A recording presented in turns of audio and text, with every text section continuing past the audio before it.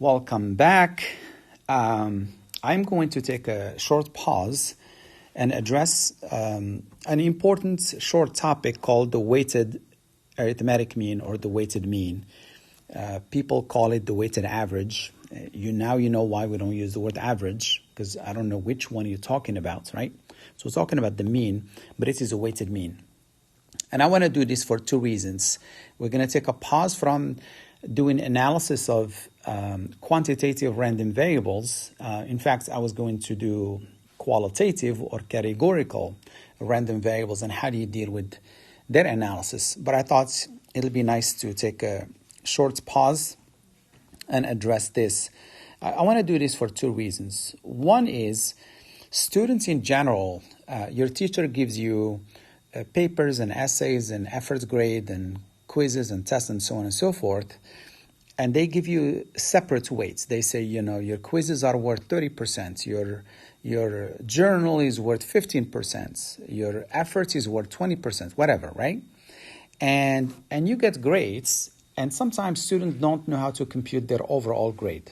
Okay, so they go to the teacher and say, what is my grade? And your teacher should say, well, you should be able to compute it by yourself.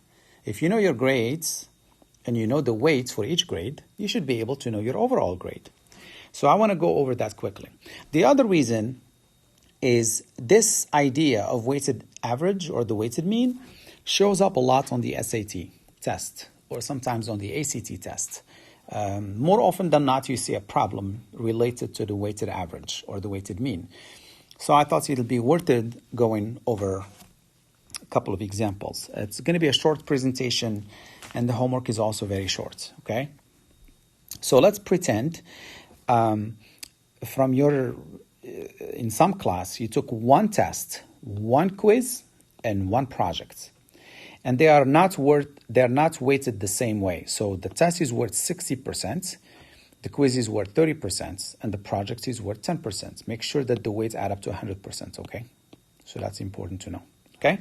And we want to know your overall grade. So what is your overall grade provided that you actually got 85, 90, and 95 on the test, on the quiz, and on the project, respectively. And I wrote this way deliberately because I want to make sure you understand what this word means. Respectively means this first number should go with the first category. So you got 85 on the test, you got 90 on the quiz, and you got 95 on the project. That's what respectively means. So for example, if I say John and Jane have $100 and $200 respectively, what it means is John has $100 and Jane has $200. Okay, it's very simple. It's a nice way to be able to write less when you wrote. Otherwise, I would have said, what is your overall grade provided you earned 85 on the test and 90 on the quiz and 95 on the project. This is a little neater, I would say. So how do we compute that? In mathematics, you should always try to draw a diagram or a picture whenever you can.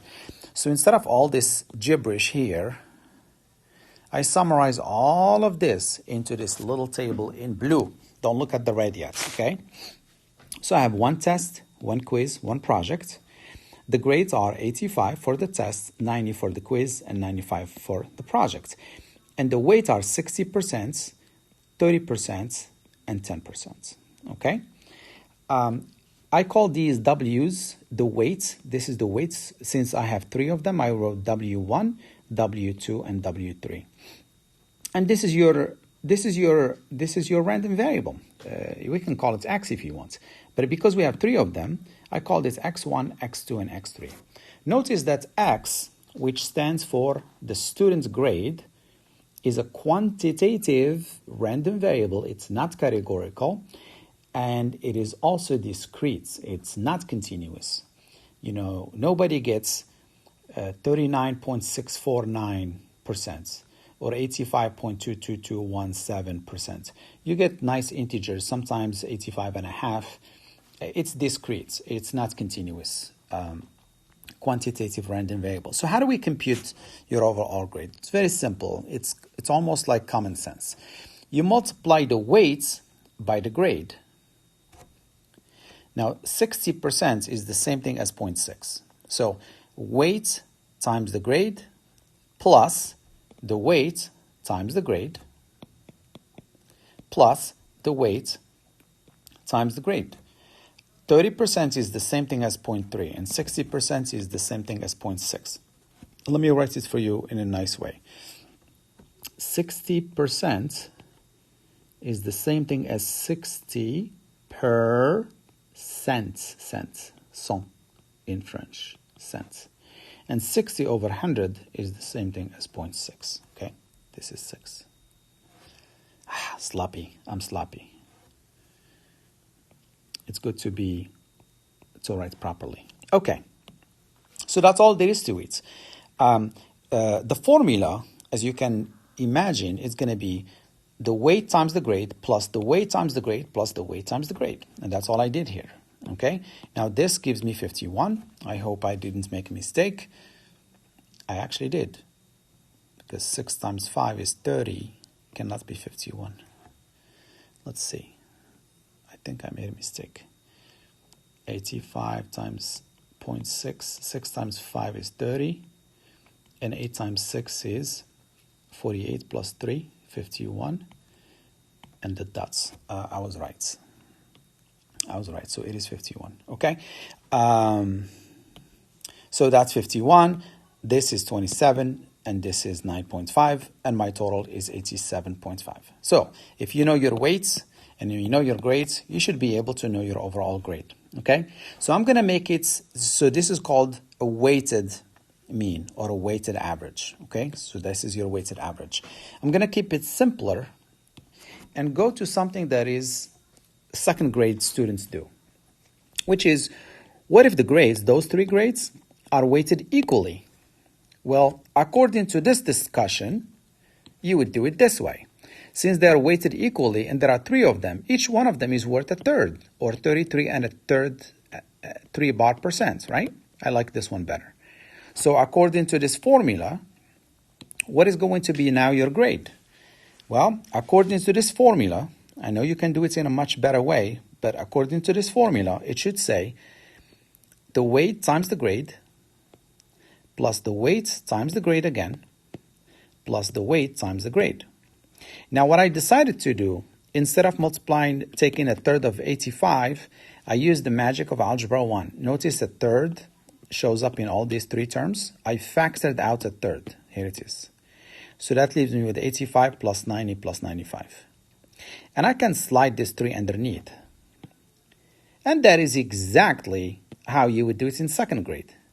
If your teacher says you have 85 and 90 and 95 and they're all weighted equally, you just add them up, divide by 3. Isn't that true?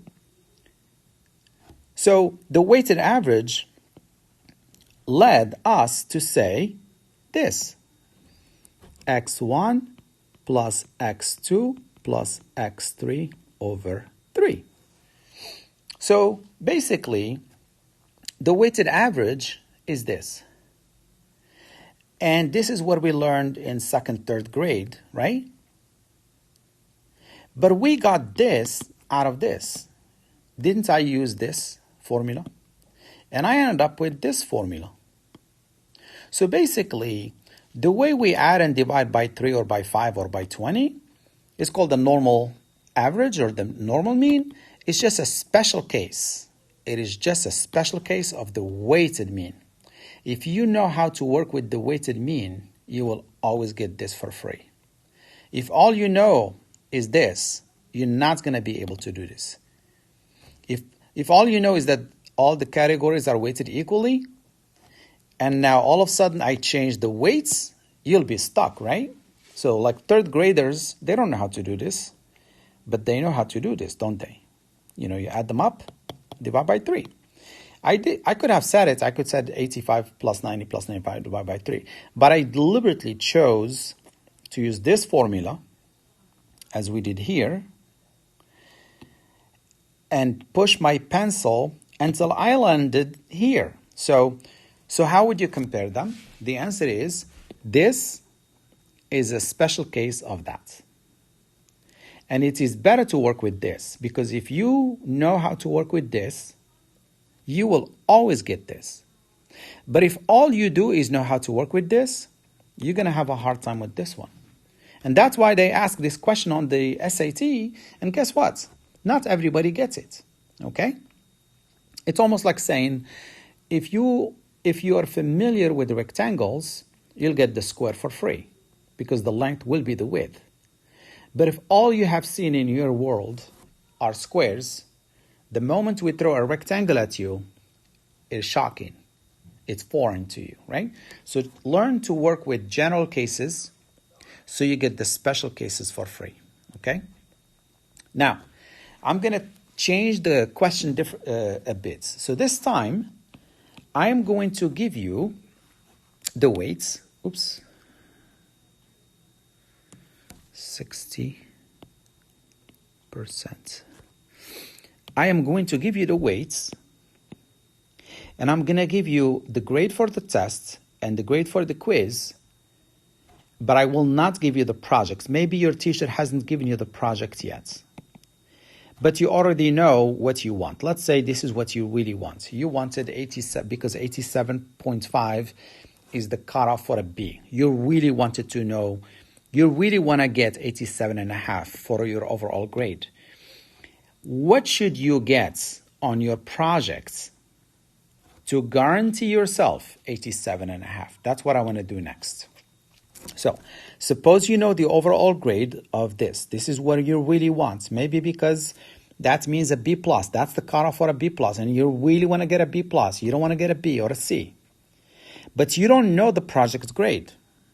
So how would you figure that out? What do you have to get on your project to guarantee 87.5 on your overall grade?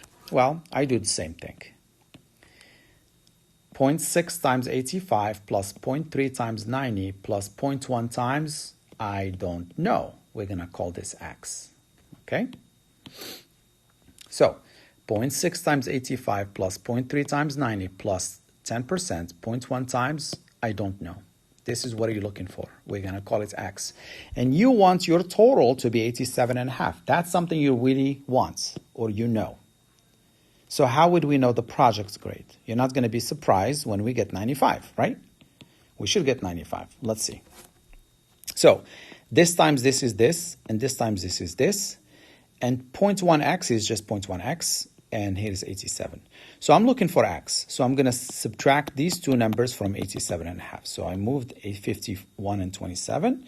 I do this minus that. I got 9.5. So 0.1x equals 9.5. Divide both sides by 0.1, and I got 95. As I said, as expected. Okay? So this is really helpful because sometimes, and this is really what shows up on the SAT, by the way. They say, you know, you really want to get 87.5. You know your test grade, you know your project, your quiz grade. What should you get on your project grade? You just call it X and solve for X, okay? So here is your assignments. I summarized this for you in a table, so it's easier. So what I'm giving you now are 4 categories: test, quiz, project, efforts. And I give you the weight for each, okay?